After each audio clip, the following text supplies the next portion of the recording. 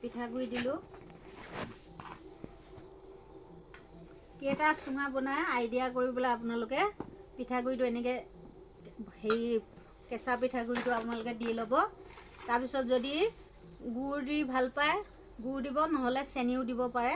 আমি ইয়াত চেনি দিলোঁ। যিমান পৰিমাণে আপোনালোকে মিঠা খায় সেই পৰিমাণে চেনি দিব বা মিঠৈ দিব আৰু নিমখ দিব স্বাদ অনুসৰি।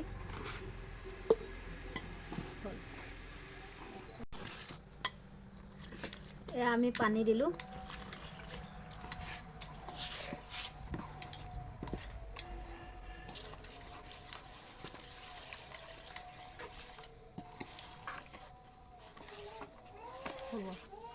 চুঙাবিলাক হেৰি কৰি থৈ দিছোঁ। চুঙাবিলাক ৰেডি কৰা হৈ আছে ধুই মেলি। তাৰপিছত এতিয়া আমি ইয়াত চুঙাত ভৰাম। আপোনালোকে একদম ভৰ্তি কৰি ইমানলৈ নিদিব, আধাত দি থৈ দিব।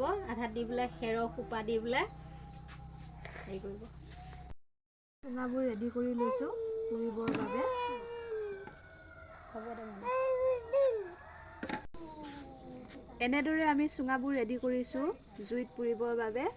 এয়া খেৰ ৰেডি হৈ আছে। এতিয়া আমি এই খেৰবোৰ তলত জ্বলাই দিম আৰু চুঙাবোৰ ওপৰত দি তলত খেৰবোৰ সুমুৱাই দি আমি আজি চুঙা পিঠাটো পুৰিম। ঠিক তেনেদৰে পুৰিব।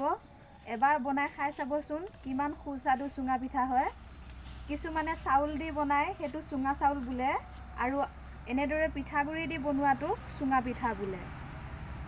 প্ৰথম গাঁঠিটো নহ'লে আগতীয়াকৈ যদি আগৰফালে পোৱা যায় তেতিয়াহ'লে হেৰি হ'ব, পিঠাগুড়িটো মানে ইটো চাইডে নিসিজোতে সিটো চাইডৰ পৰা ওলাই যাব নিজে নিজে।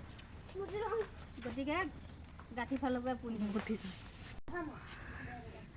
চুঙা পুৰি আছে, সকলোৱে গাঁঠি ফালৰ পৰা পুৰি লৈ যাব। আগটো অলপ পিছত পুৰিলেও হ'ব। সেইভাগে পুৰিলিয়া কেনেদৰে চুঙা পিঠা খাবৰ বাবে লাইন হৈ আছে। কাঢ়ি লৈ লুটিয়া আছে। এনেকৈ এটা চাইড সিজাৰ পিছত নেক্সট চাইডটো আৰু ধুনীয়াকৈ ওলটাই দিব যাতে সিজিব পাৰে। আপোনালোকেও খাই চাব বিহু বতৰত। চাইডৰ পৰা ধোঁৱা ওলাব ধৰিছে। চাওকচোন ৰাইজ, ধুনীয়াকৈ সিজি আহিছে, মানে ইফাললৈ ভাতটো ওলাই আহিছে।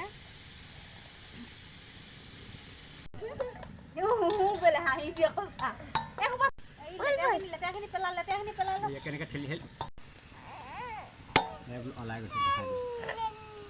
ইমান লেতেৰাকৈ নেদেখুৱাবি আকৌ। নাই দেখুৱাই দে।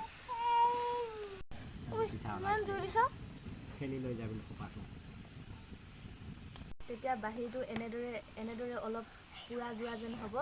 তেতিয়া আৰু মুখৰ ফালে পিঠাটো লাহে লাহে নিজে ওলাই যাবলৈ আৰম্ভ কৰিব। দেখি আছে কি ধুনীয়া পিঠা বনিছে। এনেকৈ কাটি দিব।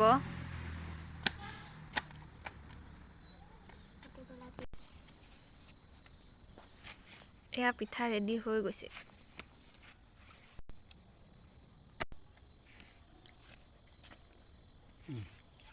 বাতি লেন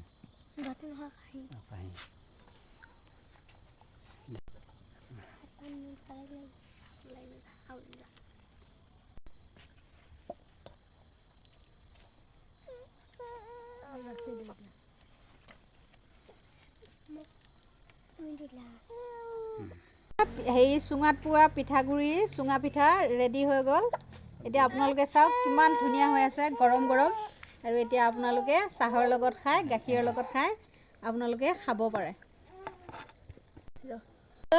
আপোনালোকে কি কৰিব, যদি হেৰি ভাল লাগিছে তেনেহ'লে আপোনালোকে এদিন বনাই খাই চাব। আৰু খাই পেলাই মোৰ চেনেলটো যদি ভাল লাগিছে কি কৰিব, লাইক কমেণ্ট আৰু ছাবস্ক্ৰাইব কৰিব। এটা কমেণ্ট কৰি দিব প্লিজ কেনেকুৱা লাগিলে।